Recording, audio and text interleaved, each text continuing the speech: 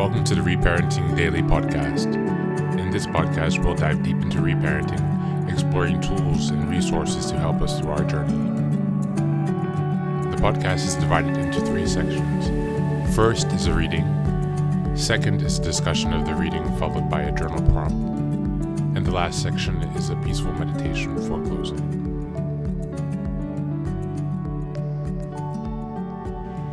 Good morning, good afternoon, and good evening from whenever and wherever you're joining us. Today's reading is from the ACA Daily Meditation. It's from July 29th. It's titled PTSD.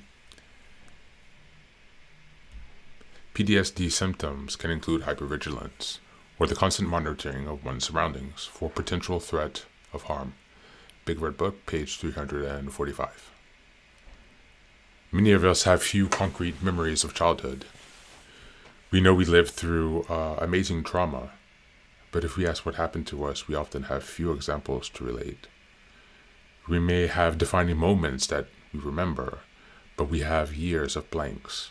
Some memories we do have were related to by our siblings.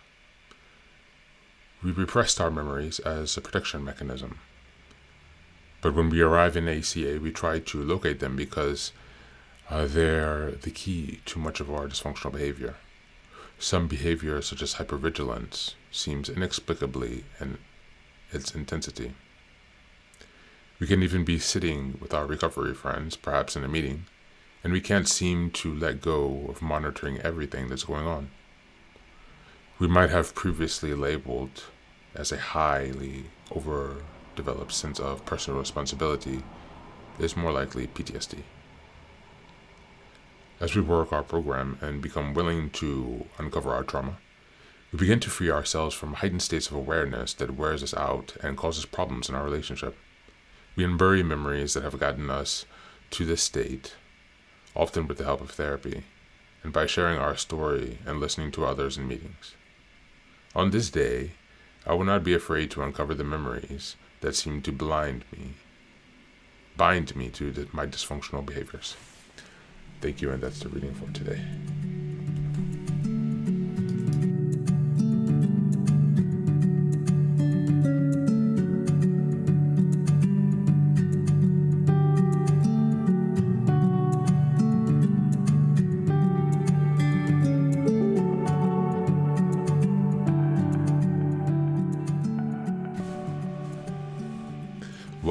Welcome back.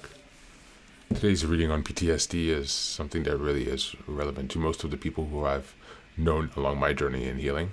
I don't think anyone else has come to a place of needing healing without having acquired PTSD. Perhaps there's someone, but I have not met that individual yet.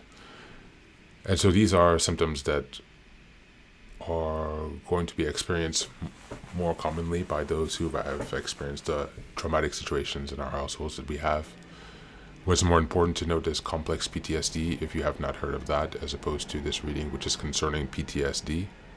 The difference is essentially PTSD is what is understood when you have one single traumatic incident that is also too much for you to process and to manage to overcome with your resources and the supports you have available to you.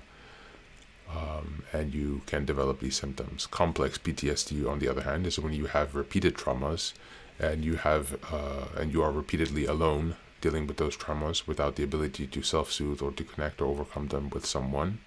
This creates a stuckness that kind of crystallizes, if you could say, some of these symptoms, such as hypervigilance, inability to relax and engage and be in the moment, trust issues, and overall just general tension and anxiety. And so when you hear the reading today, let's think about the reflection. First of all, do you have PTSD yourself? Are you familiar with PTSD and its symptoms in your life? If not, perhaps today is a good time to take some time to read more about PTSD, to look into that and to see what you can learn. But for those of us who are aware, thinking specifically on hypervigilance, as discussed in the reading, it often wears us out. It leads to constant fatigue. It leads to ruminations. it leads to wild guessing. And what's tricky is because we're in this situation where we have been made vulnerable because of our PTSD to these constant thoughts, ruminations, the constant fearful thinking and catastrophizing, and hypervigilance is a result of our experiences. And the thing is that when we're in relationships with people, these will surface. And the challenge is we have to make the decision: do we trust ourselves and the other person in our specific situation to decide or to understand that I am actually with a safe person, a non-manipulative person, and this is my PTSD responding. Versus the fact that, yes, you might have PTSD, but if you are with an abusive person and they are also abusing you, it will also trigger your CPTSD symptoms. And so you must be careful not to gaslight yourself and by there allow continued abuse. That's also how we can remain numb to the abuse, because if we grew up in abusive situations, neglectful situations, it becomes our norm. And it's difficult to see the forest for the trees. That's another reason why it's so important to have people you can trust, that you can talk through things with and understand where your relationship is going. Now, going back to the reflection for today in terms of hypervigilance, do you feel that is impacting your life in any particular way? Is it something that you struggle with? Being constantly or too aware? Too much awareness of a situation, too much awareness of someone's flaws, of your own flaws? Again, it's a tricky line. How much is enough and how much is too much? To where that starts to cause a negative impact. Reflect on that today. And as always, thanks for being here, and take care of yourself and be well.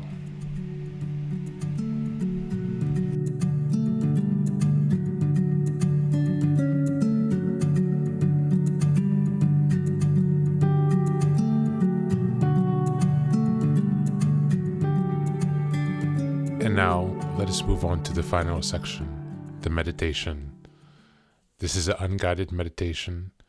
I will simply provide some music and you can take some time to relax. Please feel free to choose a location and a place where you feel safe and where you can be undisturbed for the next 10 minutes. You can choose to be sitting down, standing, as you like, wherever you are most comfortable. Thank you for being here and enjoy the meditation.